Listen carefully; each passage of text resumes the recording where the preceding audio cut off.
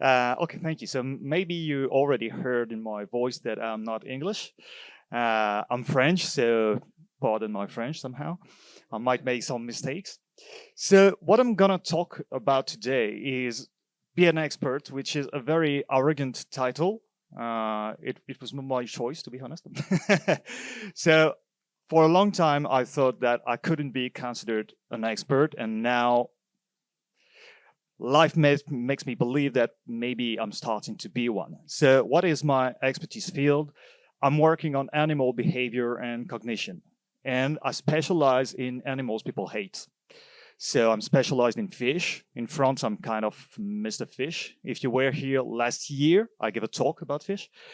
But I also worked on farm animals. I wrote a book on farm animals, documentaries, and a lot of stuff like that we'll talk about.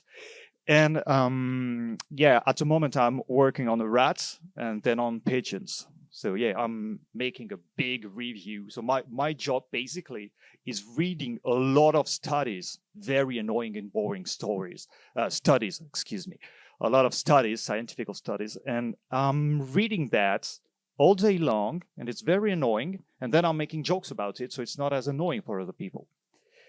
So first, the introduction. So this is probably the picture I'm the most proud of because this is the parliament, the French National Assembly. I was there last December to talk about rats and pigeons to deputies, which is, oh my God, a very, very huge success.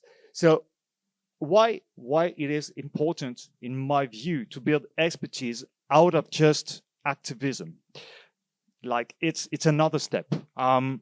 Let's say you have a kind of scale and you have just neutral science, as much as science can be neutral. There is real activism, and usually we're standing around here, and I'm trying to stand around here. So what I do is not clearly activism for people from outside. So the good point is I'm not activating their defense mechanism. So people, I'm intervening for the government, and they have no idea I'm a vegan. This is just because I'm trying to be as neutral but as precise as I can. So it allows you to gain reach to a lot of things that you shouldn't be able to reach. For example, she is a European deputy. Well, she hasn't been re-elected, but anyway, this is not my fault. And I hope so. And we wrote a book together about fishing, about the problem of fishing. She was one of the only Euro deputy working against massive fishing and aquaculture. And I worked a lot on the question of aquaculture. So I'm called by pretty much everybody on this question. Also for TV shows for kids. For example, we have a very, very famous TV show in France named C'est pas sorcier, which is it's not rocket science, could be translated this way. And everybody watched this when we were kids. And now there is a new version of it. And I've been invited there to talk about farm animals, for example. So it allows to, bring something that looks neutral, but still is very positive for animals and change people's view on animals. So I will follow my own journey, which, as you're going to see, is a quite unusual journey, a really weird one. And I will try my best to make it look like I planned everything, but I did not. It just was random, but it worked. So at first, I'm not a scientist. Today, I'm even teaching scientists some stuff. But at first, I'm a graphist. This is a painting from me, an old one. So I'm a graphist at first. This is absolutely not my job. I don't even have the basic diplomas in France. Like I'm really a dumbass. And then I had a lot of different weird jobs. Like I was a pro video gamer.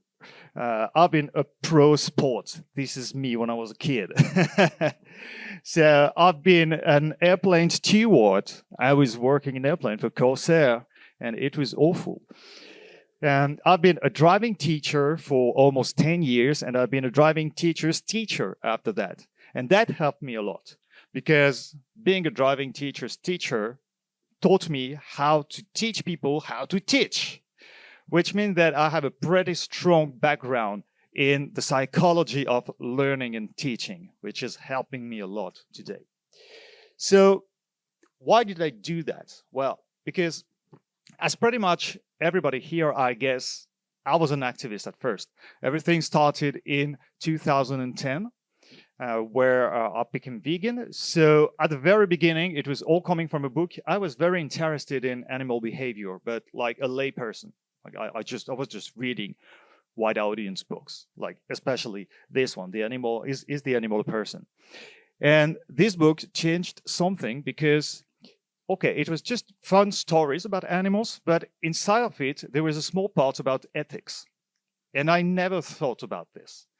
And so I was like, oh, okay, this is shaking a bit what I thought I knew. So I started to read more and more, especially animal ethics. And this book, this book really screwed my head and screwed my life.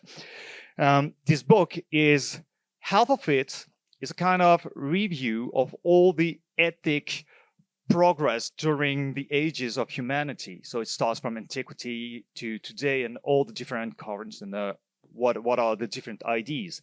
And the second part of this book is what is animal exploitation now? So everything, circus, fur, food, everything.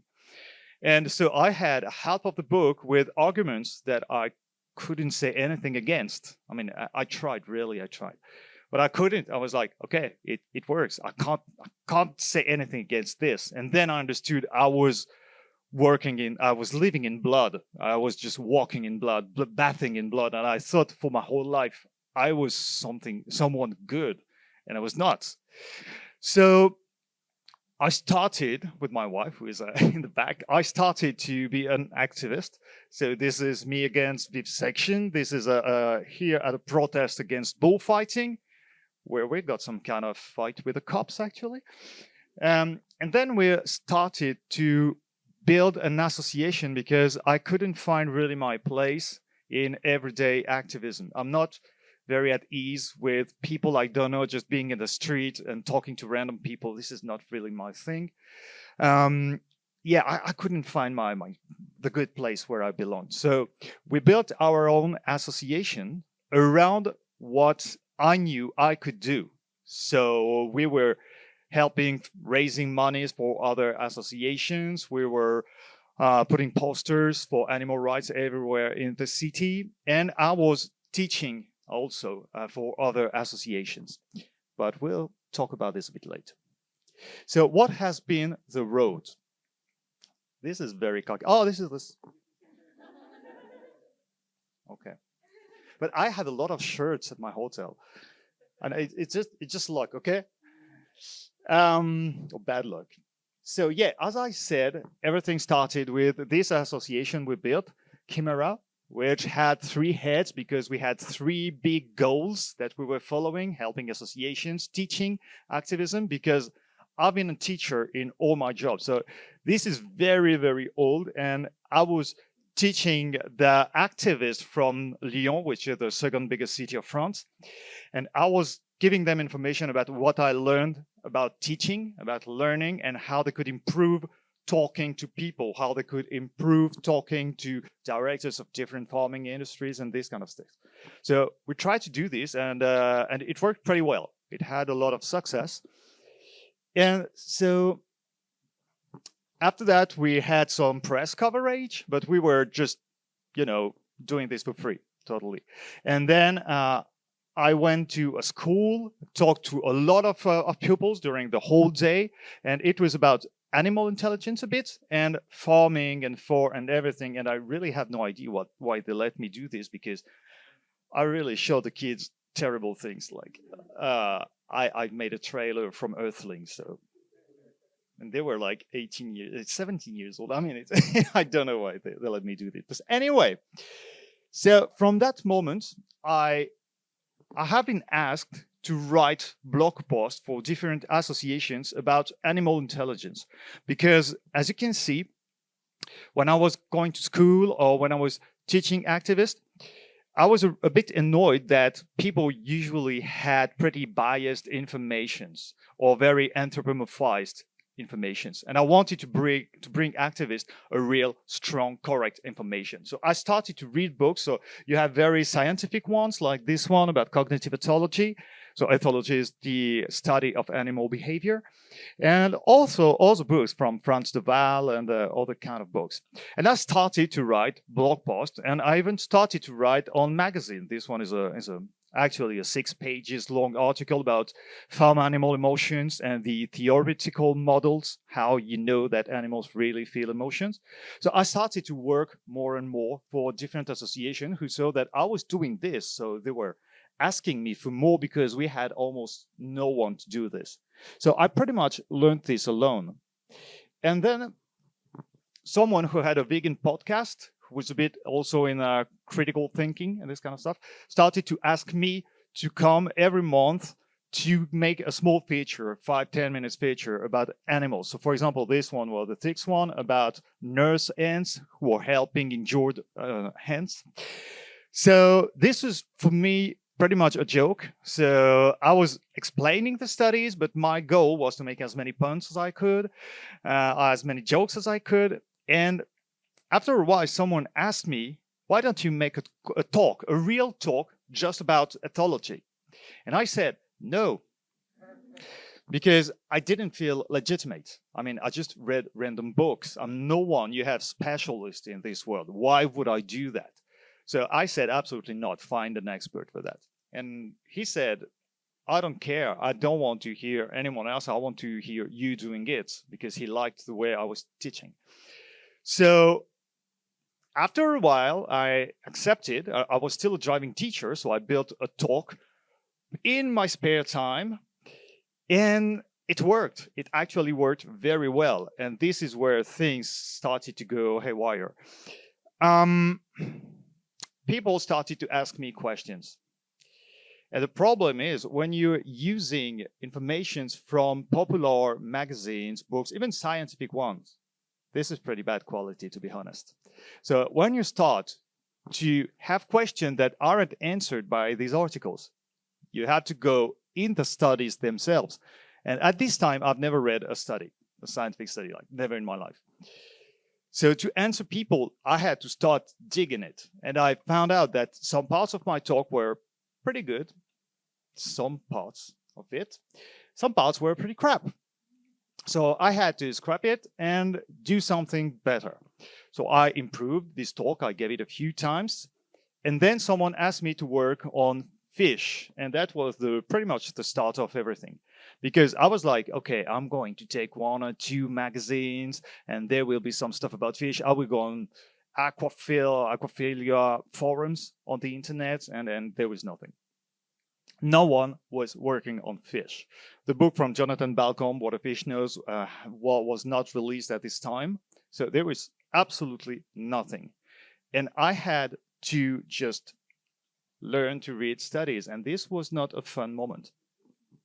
And I made this talk, and as no one worked on it, it's been crazy. Like, once I've done it and it's been filmed, I gave this talk like 20 times in a year and a half. I was called everywhere, in Paris and everywhere in France. And I quickly became Mr. Fish.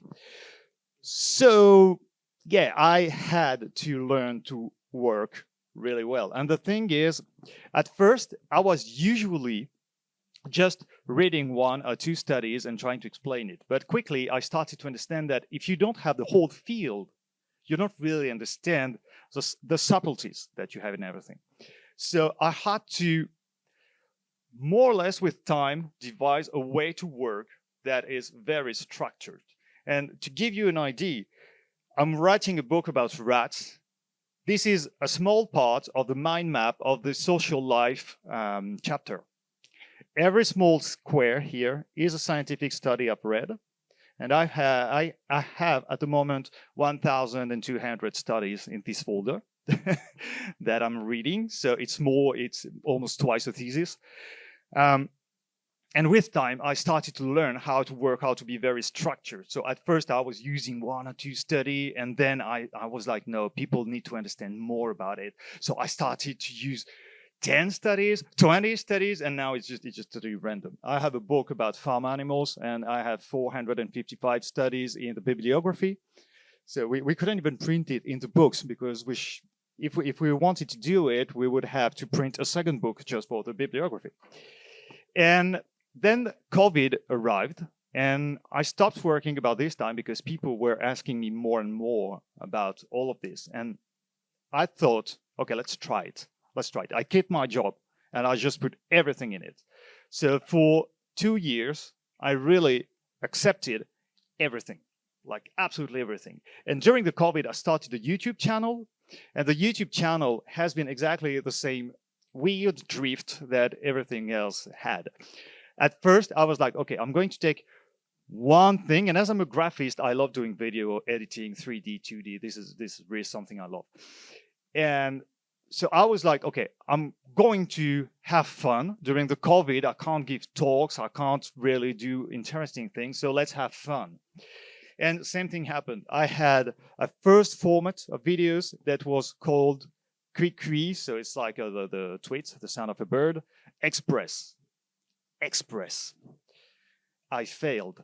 The idea was I take one study and explain it to people with a funny way, but very accurate. Like you have the protocols, you have everything is the figures, everything is in it. But it's in 3D. There are jokes everywhere. I'm wearing stupid costumes, and pretty quickly it went from 3 minutes long videos to 2 parts, 40 minutes long videos. The last ones are this. This one, which is one of I'm the most proud of, is 35 minutes long. So yeah, I started to learn more and more how to work, how to organize my work by myself. And I found my place here because people needed me in the movement. And I could work pretty much with my own style because my brain is kind of fucked up and I have a problem. It's hard for me to work with people because yeah, I have my own ways to work. I have some moments where I can't work at all. And I have some moments where I will work 24/7 for 2 weeks and not sleep, not take any weekend. And it gave me a huge network because really I didn't try to pick up that I will do it, that I think it's not interesting, I will not do it. No, I was like, okay, I'm taking everything, like anything. And it worked a lot because I've been working, so L214, I don't know if you've heard about this association, but it's the biggest animal rights association in France. So I've been working a lot with them. I'm working with PAZ, which is Project Animal Zoopolis, which is a Paris-based association who is pretty new, and they are amazingly efficient. So I'm working a lot on them, and they're working on fish, but also on rats and pigeons, on animals people hate, and this is my specialty. So we were working a lot on it. And to give you an idea on how much this logic has been important to me, I really accepted anything.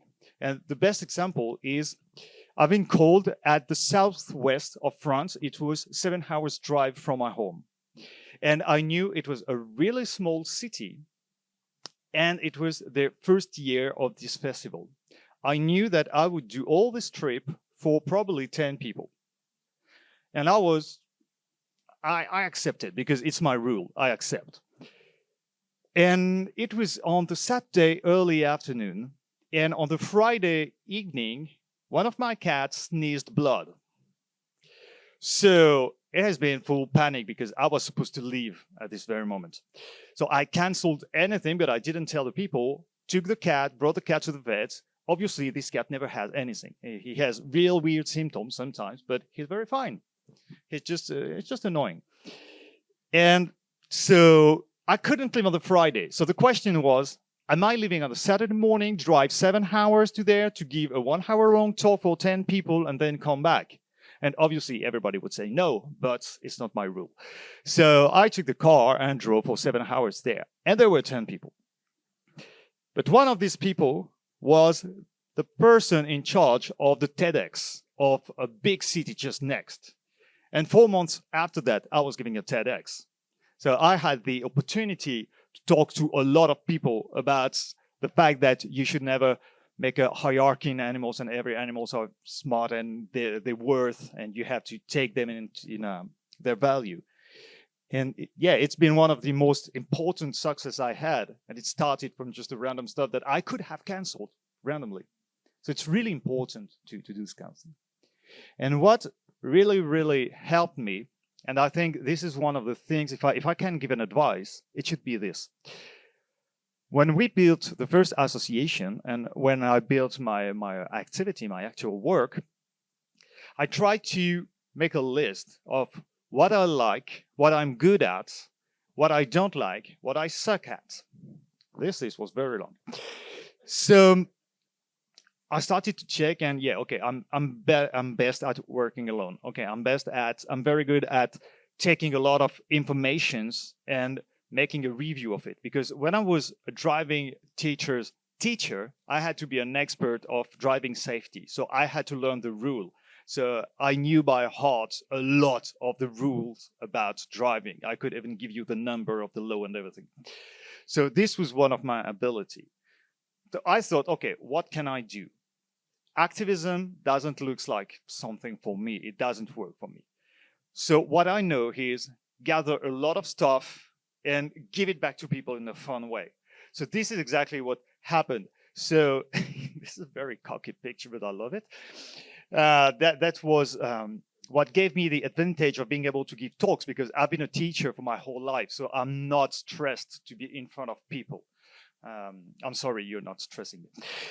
So there is no anxiety. And it went that far that as I was used to work with that massive amount of information, this is another of recent success. It was in last December. And I taught an office about animal welfare. All the people you see here are scientists specialized in animal welfare. And I am teaching them how to do research. This is absolutely random. Honestly, everything that's happening to me is totally unplanned things. And every time it happens, I'm like, what the hell is happening? And I'm just back from a trip from Belgium, and this is exactly the same kind of thing. Well, it might be another good example. I was in Belgium until yesterday, and I gave 5 or 6 talks in 4 days. It was very, very heavy. And I gave a long talk in front of 250 people about fish cognition and behavior. And at the end, many people liked, and it was cool. And one guy came to me and he said, I'm working at Periza. Yeah, I always forget the name. It's a kind of giant zoo in Belgium. It should be one of the biggest in Europe or something like that. I don't remember exactly. And the guy told me, I'm working with the animals. And recently, we started to have a tank with a lot of fish. And when we're doing meetings, we're talking about enrichments for mammals, birds, but fish, we're just giving them food, and we don't care at all. And he was like, I'm totally upset by what we saw tonight, because I understand that they require the same enrichment, the same help than other animals. And now I'm going to bring it up in the next meeting, so we will change things for fish. So it's not abolition, but in a way, I didn't tell them at all, you should do this, you should do that. Because my idea is I bring you the facts, and the facts are strong enough that I don't have to advocate more than that. And then if you want to know more, there are associations, and this is their job. And this is very important for me to be an expert, is really being in the academic world somehow, but pushing open the door to associations next to it. And here it worked very well, because now they're thinking about it. And I had the director of the museum of the city over there, and he's a very influential person, very important person. And we ended the talk, and he came to me and said, okay, I don't think I can eat fish anymore. It's really, yeah, I'm thinking a lot about it now. I can't stop thinking about it. Like the day after, he talked about it again. And he's working with a marine biology laboratory just next. So it might change things. Also, now, more and more, well, this is the following of the talk. So now, how come that I don't dare to call me an expert. Actually, it's a Jane who is not here who told me to put this title. So this is the talk at the parliament. So yeah, one thing that worked a lot, I don't know if it would work the same way in the UK, but this is what made my success in France, my 2 books. This is a book about fish cognition and behavior, which has been translated in Korea, which have won a prize in France. This one is about farm animals, and it's been translated in Asia. I don't know why. None of my books are translated in English. They are in Chinese, Taiwanese, Korean, everywhere in Asia. I mean, this one won a prize in Taiwan. And it's very funny because I like to make a reference to TV shows and to famous people, but famous people in the Western world. And when it's translated to Asia, you can have really weird things sometimes. Like in this one, I has the girl who was drawing, who's very talented, to make a sketch of a famous TV person in France. And we gave his name. And then in Asia, I translated the ideograms and understood that they wrote it was the President Macron. Like, it doesn't look like him at all, but it was probably the only French people they knew, the only French person. So yeah, the books had a lot of success. So to give you an idea, this is the inside of the one about farm animals. So it's full of jokes. It's full of funny drawings and everything. But as you can see, you have protocols. These are the real, this is a reproduction of the original protocol from the study. And then we make it more funny. We change the box by restaurants and everything so people can understand it more easily. But this book is very, very accurate. And there are all the sources which make this book and the other one, a paper that I used for training of scientists today. And this is absolutely massive because today I know a few scientists, especially one on fish, who started to work on fish cognition and protection as well because of my book. And in France, we have the INRAE, which is the National Research on Agriculture Industry. So they are normally not animal positive people, pretty much. This book is used in the teaching courses of their students, and the other one too, which means that today, most of the students who are going to work with animals in France in agriculture had my books in their hands. This is absolutely massive. Every time I learn something like that, I'm shocked. And I know that when they are having meetings with farmers and everything, I know some pages of my books are used in their PowerPoints. Because I have friends a bit everywhere and they're sending me hidden pictures and secret pictures. So I know it happens. So something that worked. So by far, the books made me the most popular. I've been working with people from TV, from radio, thanks to this. It really helps. Then it opened to me the possibility to have a widest and biggest review. So this is the TEDx I talked about. And this was a very funny moment because it was at Arte. I don't know if you know it. It's a very big channel in France and Germany. And we did live for this TV channel about the release of a documentary about fish cognition, which is a total ripoff of my work. And that was pretty weird because I was standing there watching the documentary and I was like, this is my words. But I'll come back to this in a second. And this is the scientist who started to work on fish because of my books, in big part because of it. But the funny thing is, I'm always trying to be in good terms with everyone. And so I knew it was a ripoff because someone asked them at a preview of the documentary, where did you took all these ideas? And the guy was, from this book. Yes, I'm in the room. Hi. And so instead of arguing with them, I ask them next time, just contact me and we do something together. And at the moment, with the woman who was the main director, we're working on the documentary on rats for TV. So, and I'm behind everything that is written in it. So that's going to be really important. And I don't know if I have it later, but I can talk about it. My position from the outside looks so neutral, and it is in part neutral, that I'm even invited in documentaries about fishings for fishing and hunting TV channels. So that's pretty crazy. I really have a documentary that is on YouTube where they're talking about harpoon fishing. And I'm talking, half of the documentary is me talking about fish intelligence and cognition. And the worst thing is I asked the director, make the other interviews first, like interviews the fisherman first, then give me the text, and then we make my interview. So I could answer exactly. And so the documentary is absolutely crazy. Like they're saying something, I'm taking it, saying they're right, but I'm going much, much further in it. Using science, I'm not inventing anything. I'm not turning around the reality. I'm just using facts. But the facts are, you can't say anything. It's facts. And so you have a 1.5 hour documentary of fishermen saying, yeah, we think fish are feeling pain, maybe. And I'm just giving all the facts.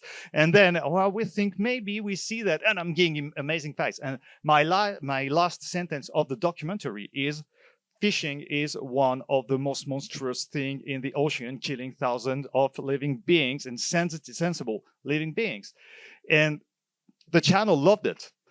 They loved it, and they broadcasted it for 2 or 3 weeks, once or twice a day. So it's very popular. It has been hacked and put on YouTube almost instantly, and it has more views than my whole YouTube channel. Anyway, and so yeah, YouTube is helping a lot too. So I'm doing different kind of videos. So here I have live shows where I'm just randomly talking about different new studies, and more edited videos. And the good thing about it is that now, before the biggest part of my audience were animal rights activists. Now, not that much. It still is, but maybe half of it, maybe even less. Now my work is followed by academics, mostly academics. So it's really nice because I can talk freely during a long time and answer them. And ethics is often coming in the conversation. So it's very, very interesting because a few years ago, I'm going to talk about it in a second, but a few years ago, I received a prize from the big association of animal ethologists in France. And they decided to make a full day about animal ethics. And this was the first time. This is something they never thought about. So it's really moving, actually. The lines are moving. So there has been a lot of podcasts as well. So if you want to hear me talking about fish for something like 3 hours, you have this. It's always a bit less fun when you don't have the videos, but it was really good. And they gave me a wonderful microphone that I can do my live shows with. So thank them. So yeah, there has been a lot of podcasts. And now, which is the even more crazy thing that's happening, I'm even counseling. Like, what the hell? Why is it happening? To give you an idea, every year I'm giving a course to veterinary inspectors about fish emotions, feelings, behavior, and physiology. What the hell? I mean, they are all scientists, top-notch scientists, and I'm no one. And so Vet AgroSoup is a veterinary school, and we have 3 very big ones in France, and this is one of these 3. And the director of research recently asked me to review one of his publications. This is how crazy the things are going. So the INRAE is what I was talking about, the National Institute of Research. And they asked me to come to talk about the future of aquaculture. And we did a few days of workshop on this question. So I worked a lot. I know very well now the aquaculture of salmon and truths. And actually, the first thing I told them when I did my talk was, the future of aquaculture is stop aquaculture. They didn't like it that much. That's the truth. Actually, that's the truth. You can't do anything, especially about animal welfare. We've put in captivity animals who you should never have put them in captivity. At no point. You can't keep good welfare. And so, yeah, the notoriety went crazy. So this is during the talk. So this is a deputy, this is a deputy, this is a deputy. This was at the parliament with Paz. So we were talking about Amandine earlier. She's here. And yeah, this is a massive success because before I intervened for different political parties. So sometimes I was talking about fish when they had this question. I was going left and right. But now I was really where the laws are decided. And I could have an influence. Like this deputy took my name and everything, and we're going to start to work on fish and on rats as well. So at the end of this day, they proposed a law to protect rats and pigeons. I don't think it will be voted because France is France. But yes, this is something really crazy because now I have just myself. It's I have a hard time believing it, but just myself, I'm starting to have influence on training of academics. Like, what the hell? And on political people who take the decisions. And for example, where I live, near Lyon, so it's a very, very big city, the city hall is often contacting me for advices or counseling on different things. Like a few years ago, they had a plan for, I don't know if it's the same in English, aquaponie, which is, you're growing plants, but with a tank under it with fish, and you're trying to make the whole thing autonomous, which you can't do. And no one could say if it could have good welfare practice for fish. So they asked one guy who seemed to know if it was okay, and he made them a very good report. The problem is this guy was selling aquaponic systems.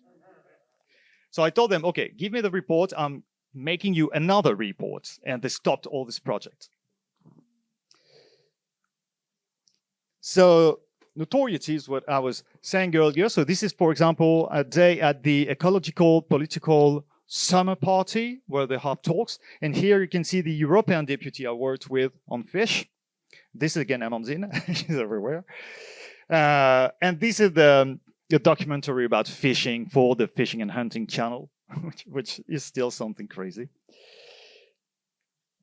And yes, as you can see to my really dumb face here, I got a prize for a very long time.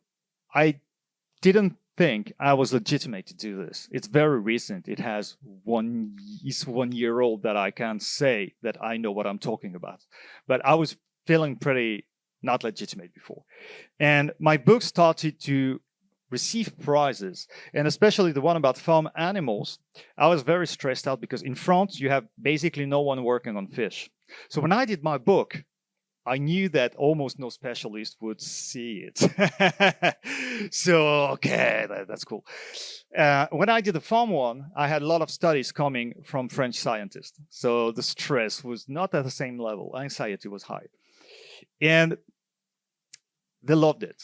And they wrote on Twitter, on Facebook, on Instagram, and everywhere. They were taking pictures. Oh, this is my study. This is excellent. I love it. This is top-notch science. And to give you an idea, I screenshotted every one of these comments, and I have a folder on my computer desk where I sometimes just check it, to feel better, to feel, okay, I have the right to talk about it now because they said it. And then I received the prize at the annual event of the specialist of animal cognition and behavior, and the scientist I admire the most, who is a woman working on bees, sent me the mail to tell me that I had a prize. And at this time, I was never talking to scientists. I was really working alone in my corner. And since 2 years ago now, I'm working more and more with scientists. So this is my journey. So maybe you could think that, okay, I can't do this for myself. It's just random. It's just random and it's just luck. And it's really hard to live from it. And I had the chance to meet some wonderful person, and I'm not pointing you, who supported me during this. But I can give you another example, a friend of mine who has pretty much the same journey. So to make it easier, I'm just going to read his own testimony. So he worked on nutrition and did pretty much the same thing I did about nutrition. So I'm reading from his point of view. After training in finance, I began a career in the banks Natixis and BNP Paribas in France and Luxembourg. So the guy's a banker. In 2015, personal questions led me to reduce my meat consumption and become vegetarian, then vegan. The numerous discussions on these topics with my loved ones and colleagues pushed me to delve deeply into the impacts of meat consumption on animals, our health, and the environment. Health in particular is a recurring theme, and the questions are numerous and sometimes pointed. To best answer them and ensure that the vegetalization of my diet is not dangerous, I immersed myself in scientific literature. And he's basically the same guy as me, but for nutrition. I'm used to reading research in finance and therefore found my way quite quickly in the papers published in the field of nutrition. And there is plenty of material. The first publication containing the term vegetarian dates back to 1888. The first containing the term vegan dates back to 1948. In 2023, there were no fewer than 610 health publications concerning vegetarian and 443 concerning vegans, more than one per day in both cases. Through my readings, I realized that the viability of plant-based diets has been firmly established for decades and that there is a real disconnect between scientific consensus and the knowledge of the general public and health professional. To address this, I created an association in 2019 with the aim of informing health professionals about the health and environmental aspect of vegetalizing the diet. So his goal was for public, but mostly for doctors, for people working in medicine. This led me to speak before deputies, senators, and other elected officials, as well as to many health professionals, doctors, dietitians, pediatricians, and healthcare facilities, hospitals, health centers, and such. Initially, reading numerous scientific articles and exchanging with health professionals allowed me to build expertise on this subject. Later, producing analysis on dietary transitions by participating in the publication of studies, assisting elected officials in drafting legislative proposals, speaking in the press, and giving courses dedicated to professionals at the university, allowed me to consolidate this knowledge and become an expert. And now this association is, as I said, called by the parliament and a lot of big people. And one funny thing is, they seem to think that it's a very massive thing. And it was very funny for him because it was just him. It was just one person. And they were like, okay, can you send a specialist and this? But it was only him. And now there are many doctors in it. And actually, at the moment, he's not anymore in this association. And it's just health specialists. But he built this thing. And what is important, I think, if my PowerPoint wants to follow. To me, well, one of the most important things about all of this is when you want to do something for the animal, activism is not the only thing you can do. I tried, and I wasn't made for it. And I think one of the most important things is try to figure out what you're good at. And maybe it's not regular activism. Maybe it's more complicated. And also, what did you learn in your previous life?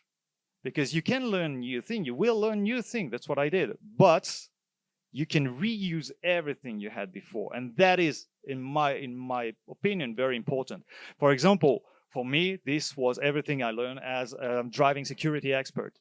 For Florimond, the guy we saw just before, it was his knowledge in finance, especially because he knew how to do fundraising. So he could get a good amount of money pretty quickly for his association, giving it a kind of smart look from the outside.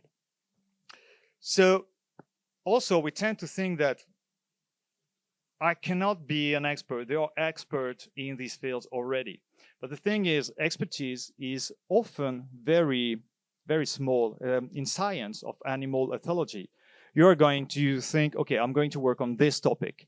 And then you have to reduce it again. Okay, on this very part of this topic, then on this very part. And in the end, you just know that and barely that. And my position is I know that. So maybe not as detailed as they do, and sometimes even I do, but I can see the full field, and they don't have this. People in different, so I know in science, but maybe it works also in science of nutrition, but in science of animal behavior, there are almost no scientists having a big view and being able to really perceive what's happening in the brain of the animals, because they are very reduced on a very small topic. And there are parts where we can be, and we can make the transition from the information we have to the public, and especially to the people who have influence, academics and politics. And in my opinion, this is something that is not used enough, because basically it's almost lobbying. It's lobbying, really. This is what the meat industry is doing. They're taking their own specialists and putting them at very important points. In France, a few days ago, there has been a report on nutrition, an official report, that said that you shouldn't give soya to anyone in the public restauration because of isoflavones, which we all know is totally fake.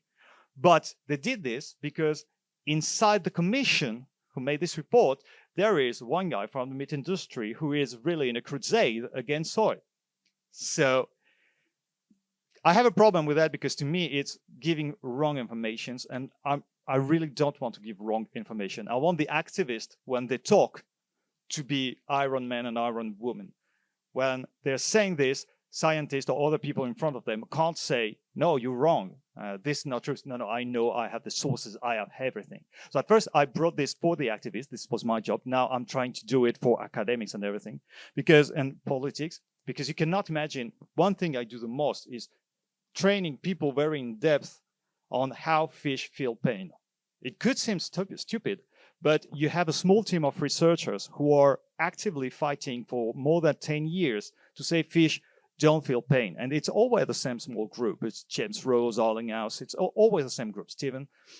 And the Fishing Association, the aquaculture, are always bringing up these papers. And when you are not a specialist, you cannot answer them because it looks legit, but it's not. So this is why I'm building report. This is why I'm training CTO, specialists of animal condition and political party, for this kind of thing.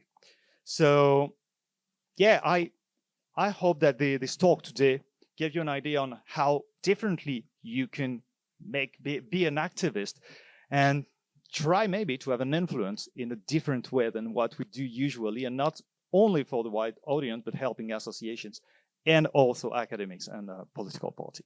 Thank you.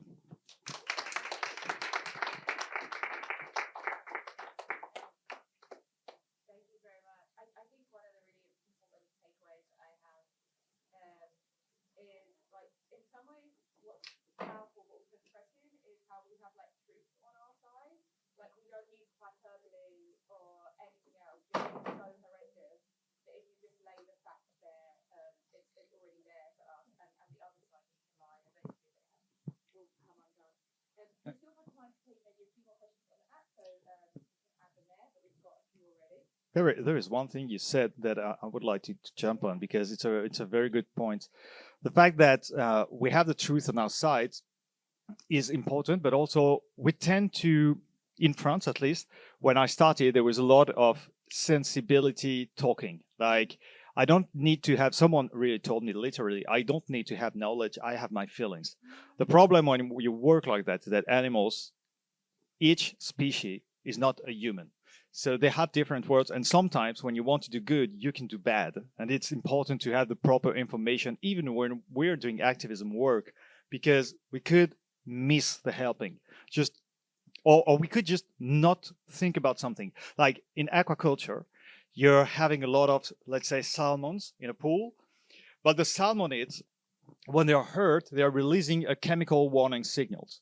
So something we don't think about is that these fish in aquaculture are swimming in a bath of alarm signal, which must be insanely stressful. Or, for example, near where I live near a big city, but I'm at the farm, basically. And there is a goat farm next. And the goats, they are living in a very, very big field, but it's just grass and 2 trees. Most of people are there and they think, oh, it's great, they are outside, they have free space. Goats are mountain animals. They should have stuff to climb. They should have stuff to hide under. They should be able to move a lot. And there, it's actually not good welfare at all. But for random people, you can't know it. So the first question we have is, do you have plans to translate your books into English? I would love to. But I'm not in charge of it because the books are from a publisher, and they are the one having the rights and designing it. So I would love to. If you want to see some of my work in English with the podcast, and my TEDx has English subtitles, and my latest videos on the YouTube channel have English subtitles. I'm trying to do it more and more. It's quite complicated because almost all my audience is French. So if I start to do things in English, I fear to lose the audience. So I don't really know, but I'm thinking about it. And for the books, I would really love to. And for the Rats book, I'm changing publisher. So maybe with some luck, we'll be able to do it. I'd love to, but so far it's not existing. The next question we have is, how do you find and engage academics working on animal science? Maybe we could also add, like, how do you find their papers? Okay, so two questions there. So how I engage with them, I don't. They engage with me. This is maybe something I didn't emphasize enough, but I've never been to talk to anyone to work with them. People came to pick me up all the time. My books, the podcast, everything. Maybe except the YouTube video. But so sometimes what happens is, at first I was scared that they didn't like what I do, so I was trying to hide somehow.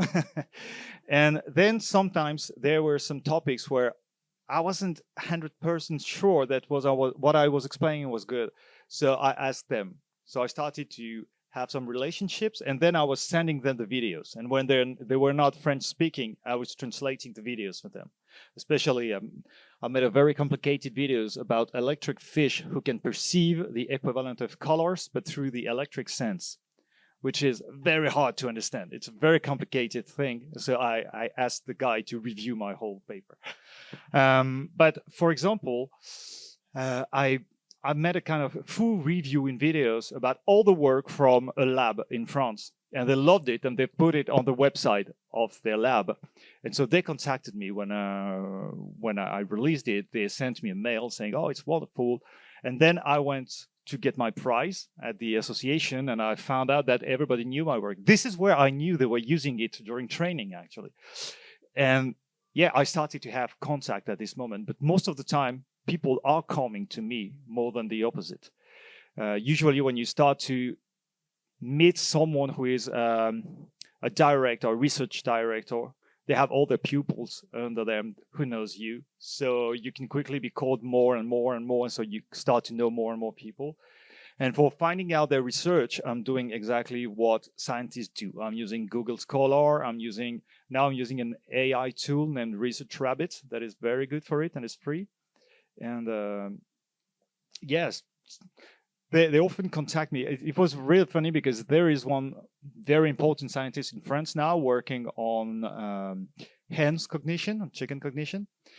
And I remember that at first he was working, I don't remember what he was working on, but not chicken. And then during his thesis, his PhD thesis, he wanted to switch to chicken. And I did at this moment a lot of videos about chicken. And he asked me to send him my whole bibliography, which I did. So he did his thesis from my work, which was pretty fun. So now we're pretty good friends and we're meeting some of the time. So yeah, it's how things are happening.